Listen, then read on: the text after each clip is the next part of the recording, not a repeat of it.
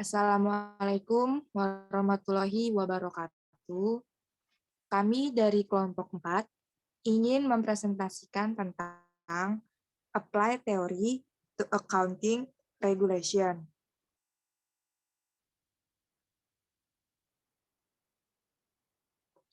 Anggota kelompok 4 terdiri dari saya, Asila Asya Harisandi, dengan NIM 2020 12 11 049,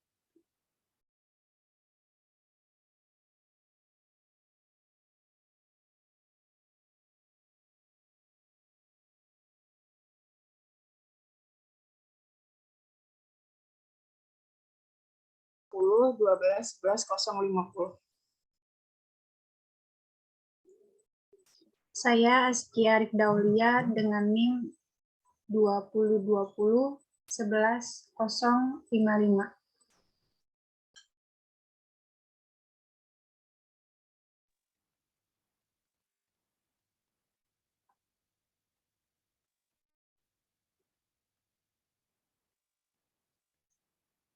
teori regulasi yang relevan dengan akuntansi dan auditing. Next.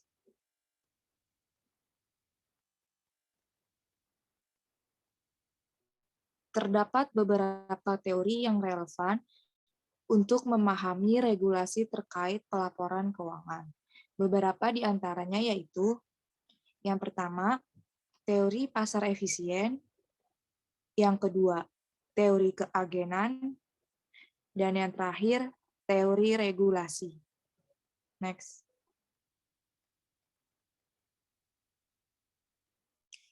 Teori pasar efisien. Teori pasar efisien berpendapat bahwa pasar mencapai fungsi terbaiknya tanpa campur tangan pemerintah dan efisiensi maksimum akan didapatkan dengan membiarkan penawaran atau supply dan permintaan demand mendikte perilaku pasar. Meningkatnya pasar modal internasional memberikan pengaruh secara luas terhadap arus informasi data dan modal. Bagaimanapun juga, pemerintah harus turut campur tidak hanya dalam regulasi, bagaimana pasar dijalankan, tetapi juga dalam ketentuan informasi. Campur tangan yang baik adalah yang bertujuan untuk mengembangkan dan mempromosikan pertumbuhan ekonomi.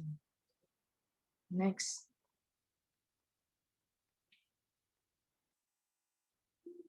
Akuntansi dapat dipandang sebagai industri informasi karena bisnis akuntansi menghasilkan informasi. Para pendukung teori ini berpendapat bahwa akuntansi sebagai permintaan informasi, akuntansi oleh para pengguna, dan penawaran beberapa informasi dari perusahaan dalam bentuk laporan keuangan. Oleh karena itu, harga ekuilibrium informasi akuntansi secara teoritis dapat diketahui. Informasi akuntansi tidak dapat disamakan dengan produk lain, karena sifatnya yang berupa barang publik. Next.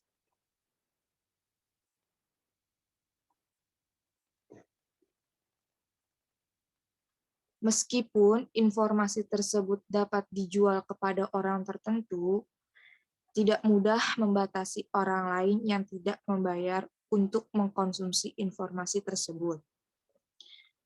Fenomena inilah yang disebut sebagai free rider problem. Penyedia informasi akan meminimalkan produksinya, karena tidak seluruh pengguna akan menanggung biaya atas produksi informasi tersebut. Hanya intervensi dalam bentuk regulasi yang dapat mendesak perusahaan untuk memberikan informasi yang dibutuhkan agar memenuhi permintaan dan menjamin pasar modal yang efektif. Next. Yang kedua, teori keagenan. Permintaan atas informasi keuangan dapat dikategorikan sebagai penata layanan atau ditujukan untuk pengambilan keputusan. Teori keagenan ini berfokus pada hubungan pemilik yang mempercayakan sesuatu kepada manajer atau agen. Hubungan agensi mulai muncul ketika satu orang atau lebih prinsipal memperkerjakan orang lain untuk memberikan suatu jasa dan kemudian mendelegasikan wewenang pengambilan keputusan kepada agen tersebut. Hubungan antara prinsipal dan agen dapat mengarah pada kondisi ketidakseimbangan informasi atau asymmetrical information, karena agen berada pada posisi yang memiliki informasi yang lebih banyak tentang perusahaan dibandingkan dengan prinsipal. Next.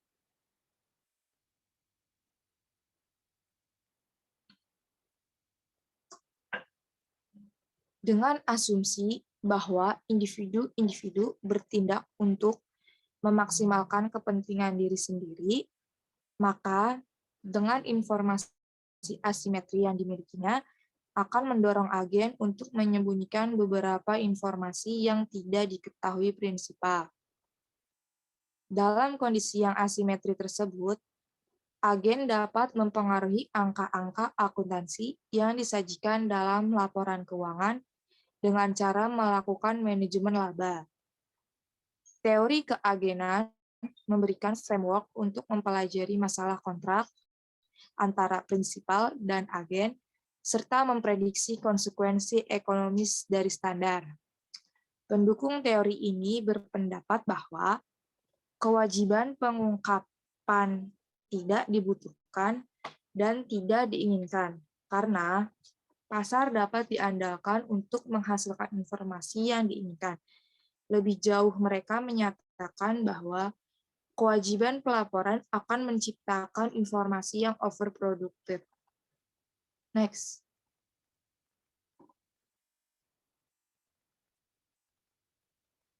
Salah satu cara yang digunakan untuk memonitor masalah kontrak dan membatasi perilaku oportunis manajemen adalah corporate governance. Prinsip-prinsip pokok corporate governance yang perlu diperhatikan untuk terselenggaranya praktik good corporate governance adalah transparansi, akuntabilitas, keadilan, dan tanggung jawab. Next.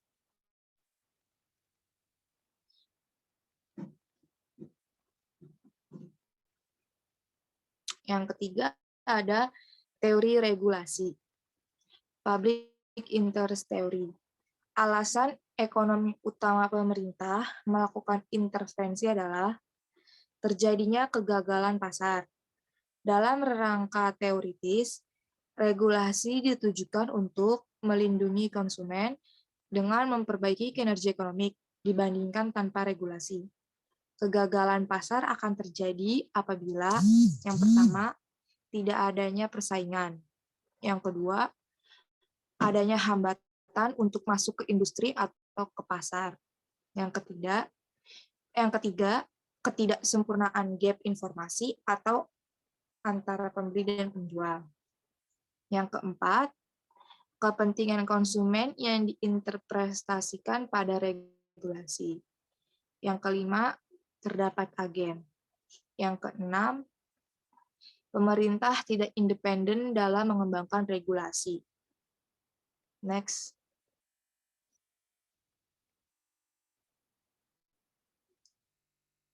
Public interest theory didasarkan pada asumsi bahwa pasar ekonomi adalah subjek pada ketidaksempurnaan pasar atau kegagalan transaksi yang apabila tidak diperbaiki akan menimbulkan efisiensi dan hasil yang tidak adil. Dalam teori ini, kewenangan pusat termasuk juga badan pengawas regulator diasumsikan memiliki kepentingan terbaik di hati masyarakat. Hal tersebut merupakan hal yang terbaik digunakan untuk mengatur sehingga dapat memaksimalkan kesejahteraan sosial. Akibatnya, peraturan dianggap sebagai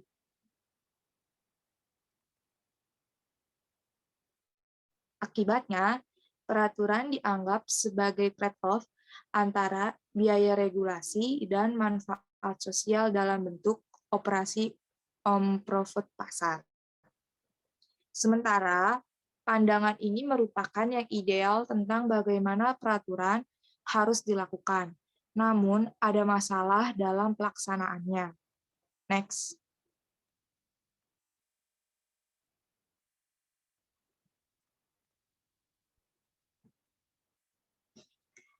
Regulatory Capture Theory. Regulatory Capture Theory mempertahankan regulasi dalam pelaporan keuangan. Meskipun alasan utama dibentuknya regulasi untuk melindungi kepentingan publik tidak dapat dicapai, karena pihak yang diatur dapat mengatur atau mendominasi regulator dalam proses regulasi. Asumsi yang digunakan dalam teori ini adalah semua anggota masyarakat rasional secara ekonomi akan mengejar kepentingan pribadinya dan pemerintah tidak memiliki peran independen dalam proses regulasi. Regulatory agency capture terdapat pada administrasi, implementasi, dan evaluasi atas efek proses kebijakan pada area regulasi apapun. Teori ini menyarankan agar badan akuntansi profesional atau badan hukum menemukan pengendalian yang memungkinkan untuk mengatur standar akuntansi yang digunakan dalam pelaporan. Next.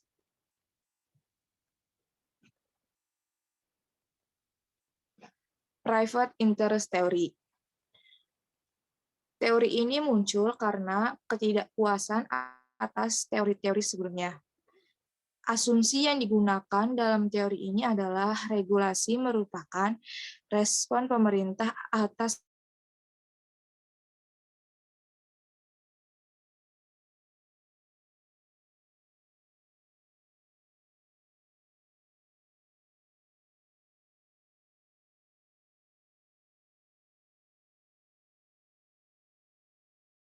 seputar peraturan menggambarkan hubungan kekuatan politik daripada kepentingan kelompok.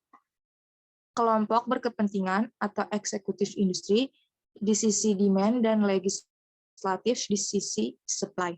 Teori regulasi diperlukan jika terjadi kegagalan, jika informasi tidak dapat disampaikan dengan demand dan supply.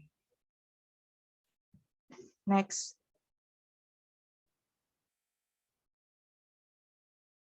Teori ini berpendapat bahwa dibutuhkan regulasi atau ketentuan dalam akuntansi. Pemerintah dibutuhkan peranannya untuk mengatur ketentuan tersebut. Apa yang harus dilakukan perusahaan untuk menentukan informasi? Ketentuan diperlukan agar seluruh pelaku, pemakai, dan penyaji mendapatkan informasi yang sama dan seimbang. Teori ini muncul karena kegagalan teori keagenan. Next. Selanjutnya akan dijelaskan oleh Askia. Selanjutnya akan membahas tentang bagaimana teori regulasi diterapkan pada praktik akuntansi dan auditing. Next.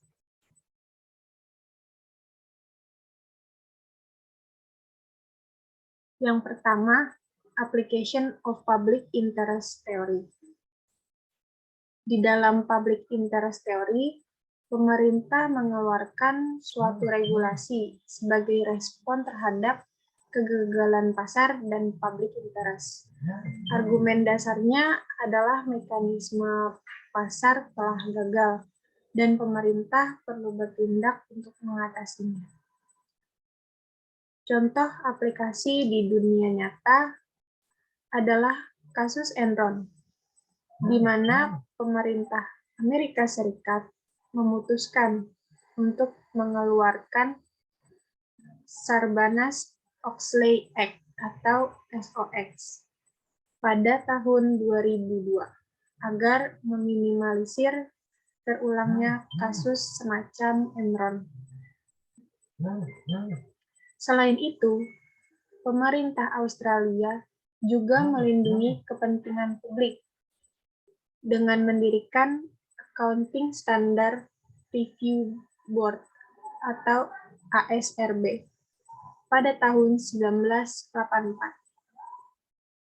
ASRB mengintervensi dalam standar-standar akuntansi karena sudah terlalu banyak perusahaan yang jatuh karena pelanggaran-pelanggaran dalam pembuatan laporan keuangan. Padahal, auditor sudah menyatakan opini atas perusahaan tersebut, yaitu benar dan wajar. Oleh karena itu, diperlukan standar yang lebih baik lagi untuk mengubah hal ini. Next.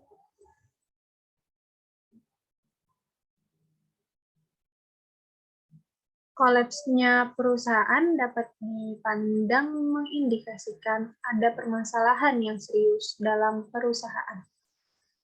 Terdapat asymmetric information antara perusahaan dan pengguna laporan keuangan yang tidak tahu informasi sebenarnya yang mereka terima.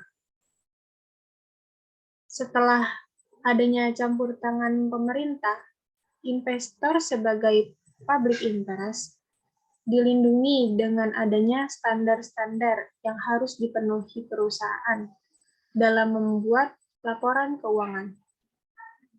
Malah, dengan adanya pilihan laporan keuangan untuk diaudit, tidak hanya investor saja yang diuntungkan, tetapi juga para internal perusahaan. Mereka dapat meminimalkan risiko informasi mengenai perusahaannya, sehingga bank mau meminjamkan hutang dengan bunga yang lebih rendah dan dengan syarat-syarat yang lebih mudah. Next.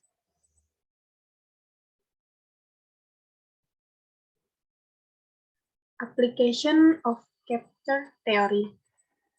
Walker memberikan pendapatnya bahwa meskipun tujuan kepentingan publik merupakan salah satu alasan diperkenalkannya ASRB, namun dia percaya bahwa capture theory juga berperan penting dalam proses pembuatan peraturan oleh ASRB.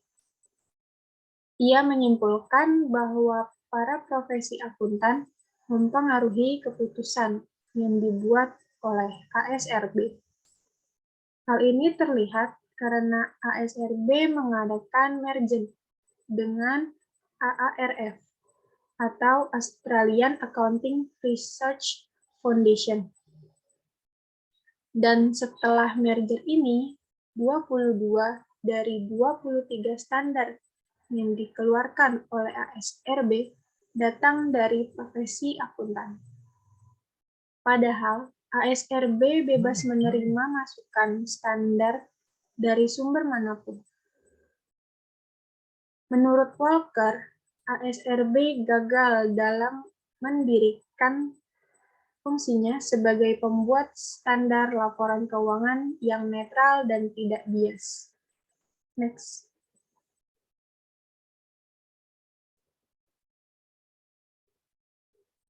Pada dasarnya, Walker berargumen bahwa profesi akuntansi perlu turut serta dalam pembuatan standar akuntansi, di mana seharusnya standar yang ditetapkan tersebut juga memiliki kekuatan hukum yang didukung oleh undang-undang. Berdasarkan cara pandang capture theory, bahwa regulasi mengintervensi standar akuntansi sudah didesain dalam rangka melindungi kepentingan publik agar tidak terjadi lagi kasus kolapsnya perusahaan dan terdapatnya asymmetric information.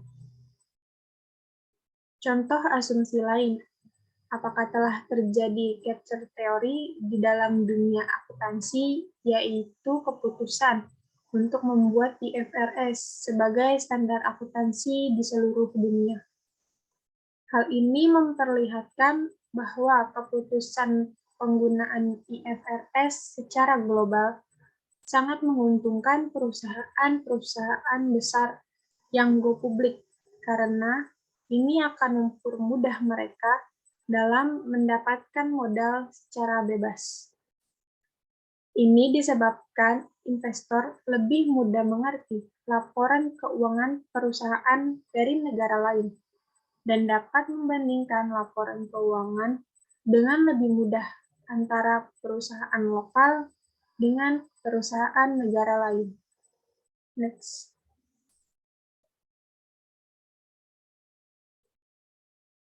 Selanjutnya ada application of private interest theory. Teori private interest memberikan pendekatan lain dalam memahami perilaku suatu pihak dengan insentif untuk mempengaruhi regulasi laporan keuangan. Rahman berusaha untuk menerapkan teori kepentingan pribadi dari Stigler, Posner, dan Peltzman ke pembentukan ASRB tersebut.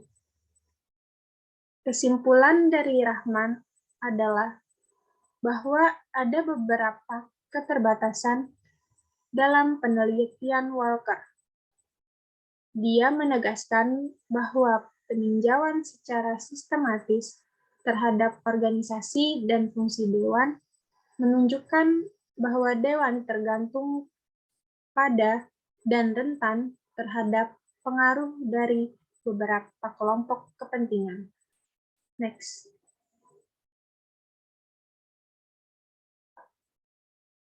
Rahman menemukan bahwa dewan juga tergantung pada National Companies and Securities Commission untuk penegakan standar. Ada atau tidak adanya standar yang menghambat administrasi dari efisiensi hukum perusahaan, dengan demikian bertanggung jawab untuk menerima perhatian dari NCSC. Selanjutnya, Rahman berpendapat bahwa Walker gagal untuk menyebutkan kehadiran sejumlah eksekutif perusahaan di Dewan ASRB. Padahal manajer perusahaan dan direksi yang dibutuhkan untuk memenuhi standar akuntansi wajib hadir pada pengenalan ASRB tersebut. Next.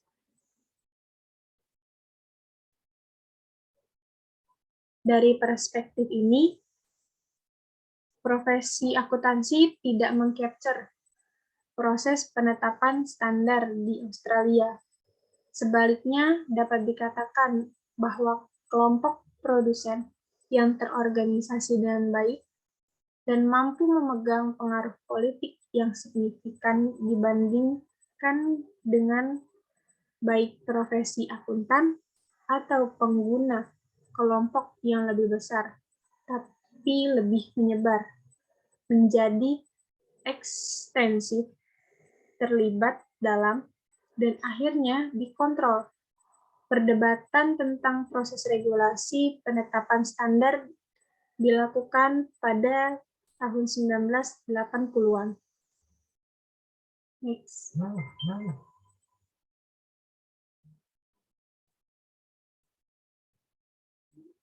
Keterbatasan teori regulasi ini adalah mereka tidak saling eksklusif. Peristiwa yang dijelaskan oleh satu teori dapat dijelaskan sama baiknya dengan teori lain.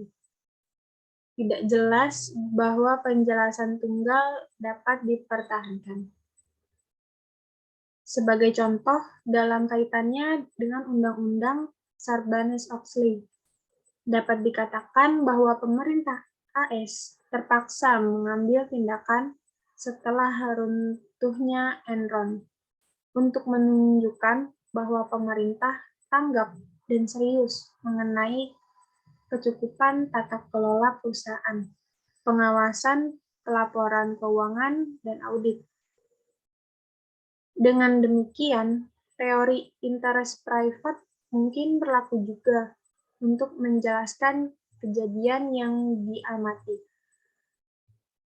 Teori interest private memiliki banyak pendukung karena mengakui dasar kepentingan dari pihak-pihak yang terlibat dalam regulasi. Hal ini juga sesuai dengan pandangan bahwa penetapan standar adalah proses politik. Next.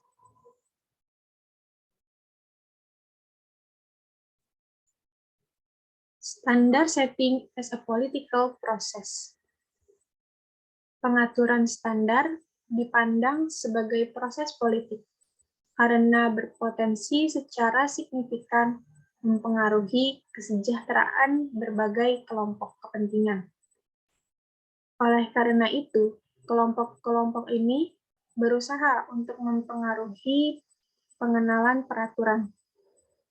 Model perilaku politik adalah ringkasan dari pilihan publik atas teori regulasi digunakan oleh Watts dan Zimmerman yang berpendapat bahwa proses politik hanyalah sarana mengejar kepentingan individu atau kelompok itu sendiri. Individu atau kelompok dipengaruhi secara berbeda oleh peraturan akuntansi. Menanggapi ketidakpuasan masyarakat dengan pengaturan standar oleh Badan Akuntansi Profesional, pemerintah di banyak negara telah menyiapkan pembuatan standar independen dalam upaya untuk menghasilkan standar kualitas tinggi yang memenuhi kebutuhan pengambilan keputusan pengguna laporan keuangan. Next.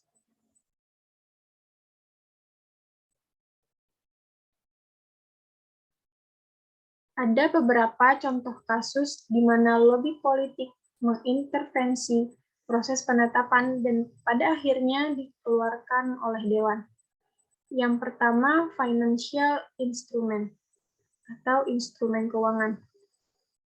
Menyangkut IAS 39 instrumen keuangan, pengakuan dan pengukuran pada awal tahun 2002 di mana Eropa akan mengadopsi IAS, banyak sekali perhatian berfokus pada standar yang ada pada IAS.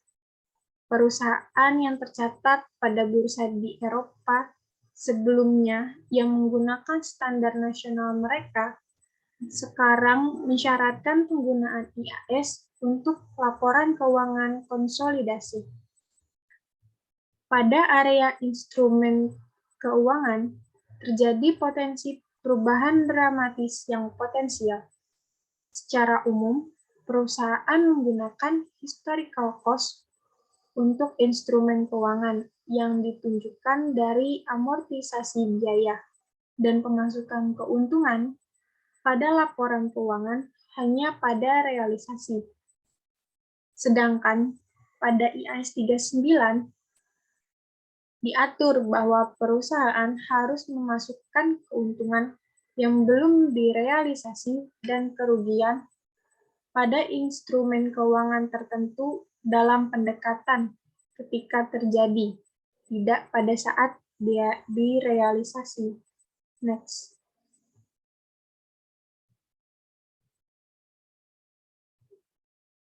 Yang kedua, intangible asset. Pada saat Australia mengadopsi IAS, di mana di dalamnya terdapat IAS 38, intangible asset berkembang beberapa metode untuk menilai intangible asset dan perusahaan-perusahaan di Australia menggunakan metode yang bervariasi. Contoh, internal intangible asset tidak dapat diakui dan intangible asset tidak dapat direvaluasi tanpa adanya suatu pasar yang aktif. Perusahaan-perusahaan di Australia bersama federasi akuntan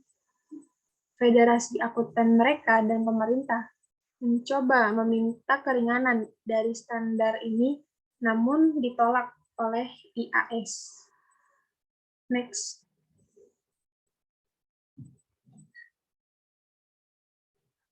Pembahasan berikutnya yaitu the regulatory framework for financial reporting. Next.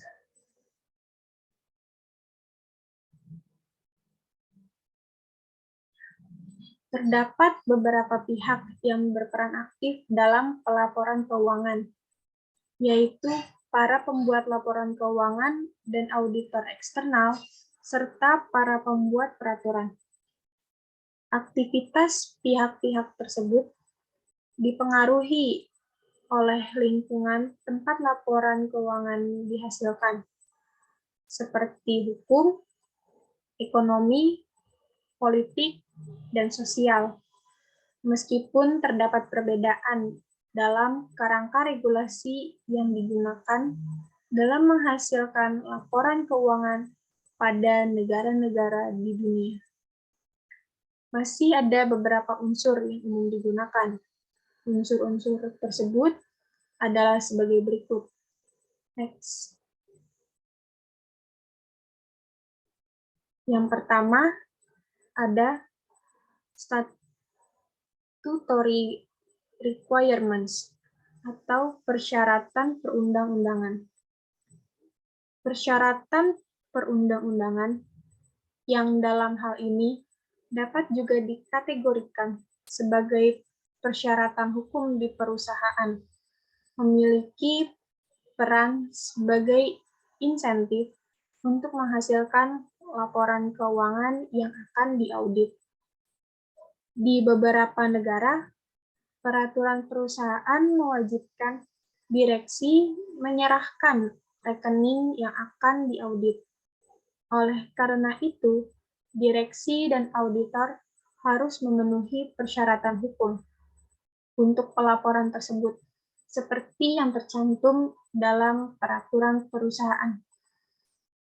Pada satu sisi, hukum atau peraturan dalam perusahaan memberikan mandat persyaratan yang mendasar yang berhubungan dengan laporan apa yang harus dipersiapkan, serta kapan penyiapan laporan tersebut. Selain itu, dimungkinkan adanya persyaratan lain yang berhubungan dengan informasi yang harus dicantumkan. Next.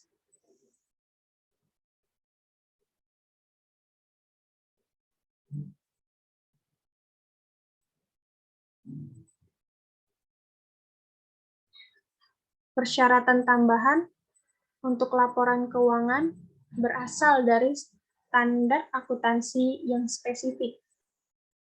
Dan dalam beberapa jurisdiksi, standar-standar tersebut memiliki kekuatan hukum. Peraturan perusahaan sebagai bagian dari sistem hukum yang lebih luas juga mencantumkan cara untuk mengawasi kepatuhan terhadap persyaratan hukum tersebut. Selain itu, sistem ini juga menyediakan sanksi dan penalti yang dapat meningkatkan kepatuhan terhadap peraturan perusahaan. Selanjutnya akan dijelaskan oleh Siska.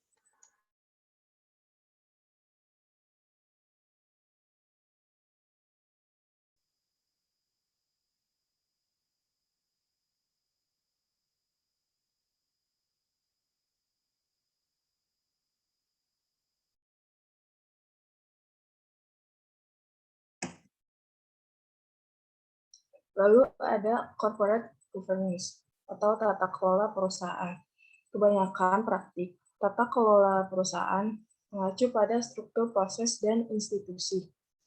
Di dalam dan di sekitar organisasi yang membagi kekuasaan dan kontrol sumber daya di antara para partisipan. Beberapa praktik tata kelola perusahaan berasal dari peraturan yang mengharuskan direksi untuk melakukan tindakan yang spesifik terhadap manajemen pada perusahaan mereka.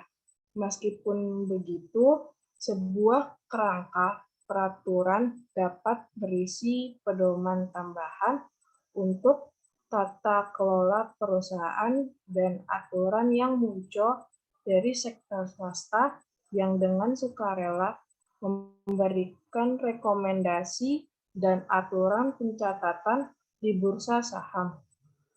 Pedoman tata kelola perusahaan dapat menjadi rekomendasi praktik yang baik bagi direktur dalam mengadopsi mekanisme perusahaan yang tepat dan sesuai dengan kondisi masing-masing perusahaan.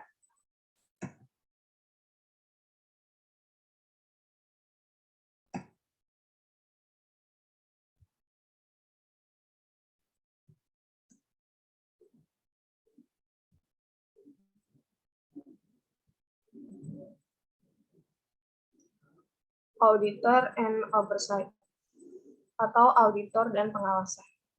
Dalam banyak negara, auditor memiliki peran penting dalam menjamin kualitas informasi yang terkandung dalam laporan keuangan perusahaan. Kualifikasi tertentu, pengalaman, serta memiliki izin untuk melakukan audit merupakan persyaratan dasar yang dibutuhkan seorang auditor. Selain itu, auditor harus memiliki komitmen terhadap kode etik dan harus rela menanggung sanksi apabila melanggar peraturan.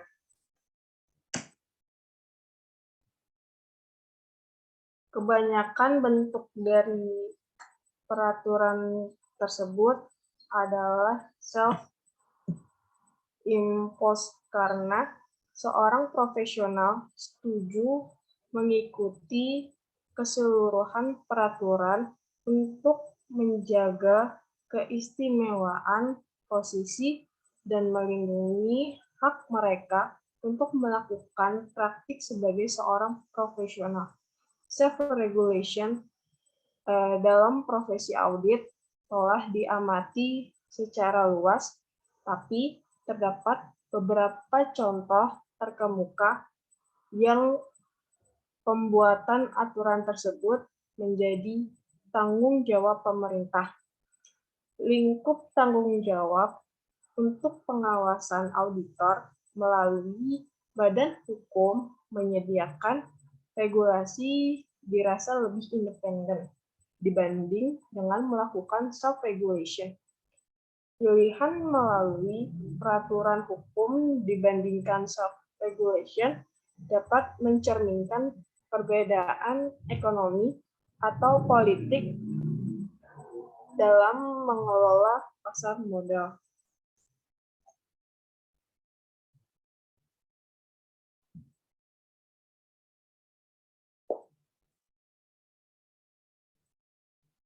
Independent Enforcement Bodies atau Badan Pelaksanaan Independen.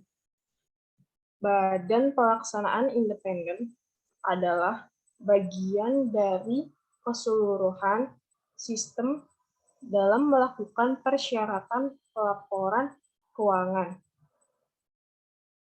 Badan Pelaksanaan Independen berperan meningkatkan kepatuhan terhadap peraturan tentang pelaporan keuangan sebagaimana yang terdapat dalam hukum dan standar akuntansi. Badan Pelaksanaan Independen merupakan perpanjangan dari pengajuan pengawasan yang merupakan dasar dari kerangka peraturan. Pendiri Badan Pelaksanaan Independen berkaitan dengan adopsi IFRS pada tahun 2005 karena dibutuhkan pengaplikasian IFRS secara komprehensif dan konsisten untuk mencapai tujuan dari adopsi IFRS tersebut.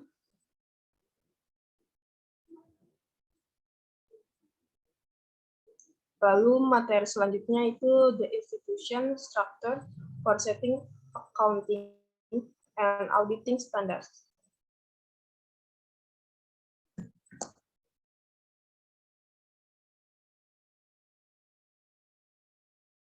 Mengenai kerangka peraturan pelaporan keuangan atau Regulation Framework for Financial Reporting, kita mengetahui bahwa syarat pelaporan keuangan secara umumnya diturunkan dari Undang-Undang Hukum dan Standar Akuntansi.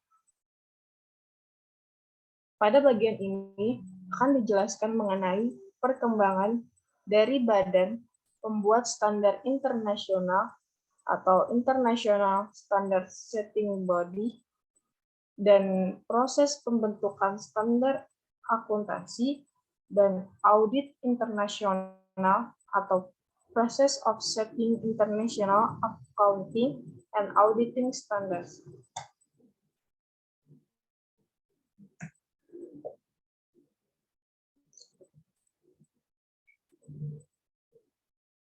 Perkembangan awal standar akuntansi dimulai ketika dibentuknya International Accounting Standard Committee atau IASC di London pada tahun 1973. Komite ini berisikan perwakilan dari badan akuntansi profesional dari 9 negara, yaitu Australia, Kanada, Prancis, Jepang, Meksiko, Belanda, Inggris Irlandia, Amerika Serikat, dan Jerman Barat. Sasarannya adalah untuk mengembangkan standar akuntansi sektor swasta yang cocok untuk digunakan di negara-negara seluruh dunia. Sebelum tahun 2005, International Accounting Standards atau IAS berpengaruh di banyak negara.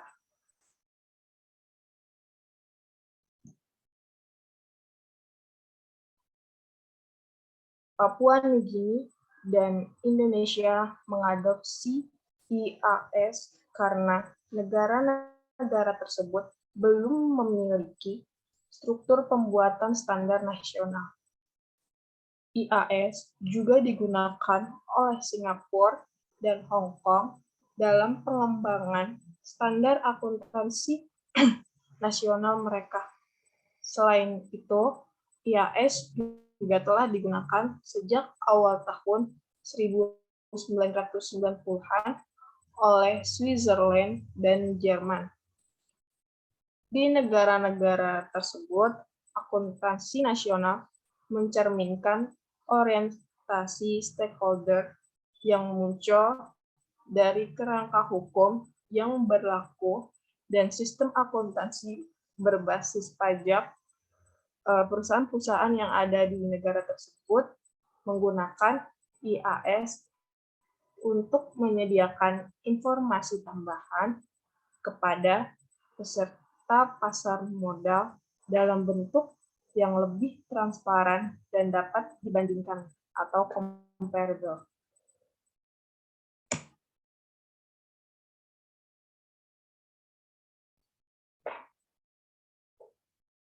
Sejumlah aktivitas yang dilakukan oleh IASB dan negara-negara Uni Eropa terkait putusan untuk mengadopsi standar tersebut antara lain, yang pertama, IASB perlu untuk membuat standar yang stabil dengan tenggat waktu 1 Maret 2004 untuk kemudian ditinjau ulang oleh Accounting Regulation Committee atau ARC milik EC. Setiap negara anggota EU harus menyiapkan diri untuk mengadopsi standar internasional dengan mempertimbangkan bagaimana pelaporan menurut IFRS akan diintegrasikan dengan standar pelaporan keuangan nasional tiap negara. Profesi yang ketiga, profesi akuntan meliputi auditor eksternal dan akuntan publik harus bersiap mengadopsi dan penggunaan IFRS. Caranya dengan pelatihan-pelatihan teknis untuk dapat menyerap standar. Perusahaan juga harus mempersiapkan para karyawannya untuk mengerti standar internasional tersebut dan perusahaan harus berkomunikasi dengan para investor dan penyedia keuangan mengenai dampak dari adopsi IFRS terhadap laporan keuangan mereka.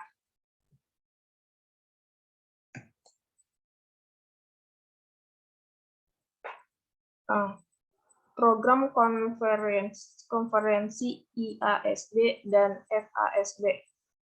Pada tahun 2002 dibentuk program konferensi IASB atau FASB yang diberi nama Norwalk Agreement. Program konvergensi tersebut mengharuskan FASB dan IASB untuk mengidentifikasi perbedaan antara standar untuk meninjau solusi apa saja yang tersedia dan untuk mengadopsi perlakuan yang lebih baik dalam praktiknya. Proses konvergensi ini sangat rumit. Beberapa perbedaan muncul karena terdapat perbedaan-perbedaan mendasar antara kedua standar.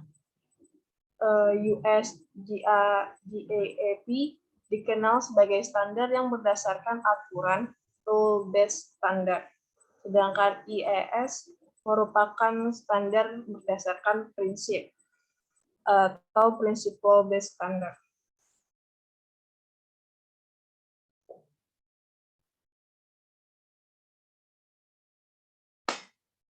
Standar akuntansi sektor publik.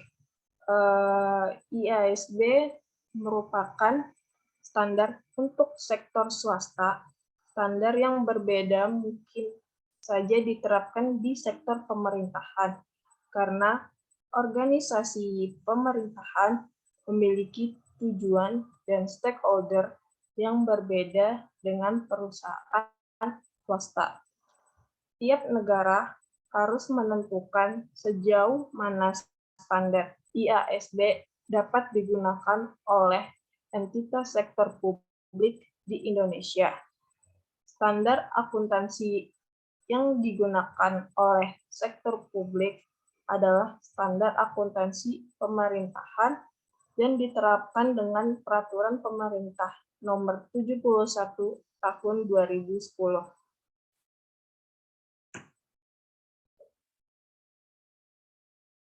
Lalu ada standar audit internasional. Menurut sejarahnya, audit bersifat self-regulate, artinya tidak ada standar internasional yang baku untuk digunakan. Pada abad ke-19, Companies Act RCT terjadi di Inggris dan mengharuskan audit dilakukan. Di Amerika Serikat, American Institute of Accountants merupakan standar audit untuk pertama kalinya pada tahun 1939. Skandal Enron dan perusahaan lainnya pada tahun 2000-an dapat dinyatakan sebagai kegagalan pasar dan tampaknya telah digunakan sebagai pembenaran untuk intervensi pemerintah dalam penyusunan standar audit di Amerika Serikat dan Australia. Hal tersebut melahirkan sebuah fakta yang disebut Sarbanes-Oxley Act pada tahun 2002. Sejak saat itu, peninjauan kepada kantor audit di Amerika Serikat dilakukan oleh badan pemerintah yang disebut Public Company Accounting and Oversight Board atau PCAOB. PCAOB juga bertanggung jawab dalam menentukan standar audit untuk perusahaan publik.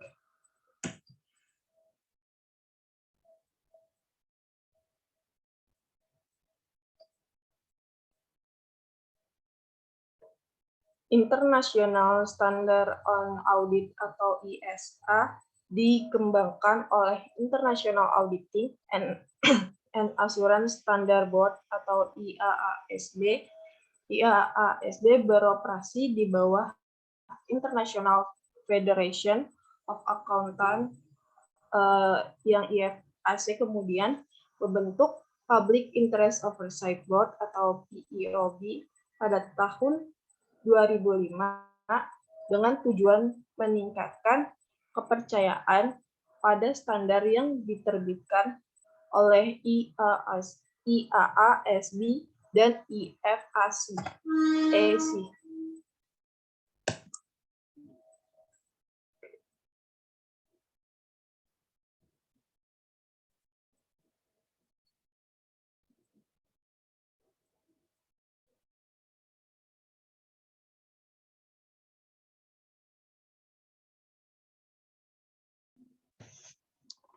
Sekian dari kelompok kami, kurang lebihnya mohon maaf. Wassalamualaikum warahmatullahi wabarakatuh.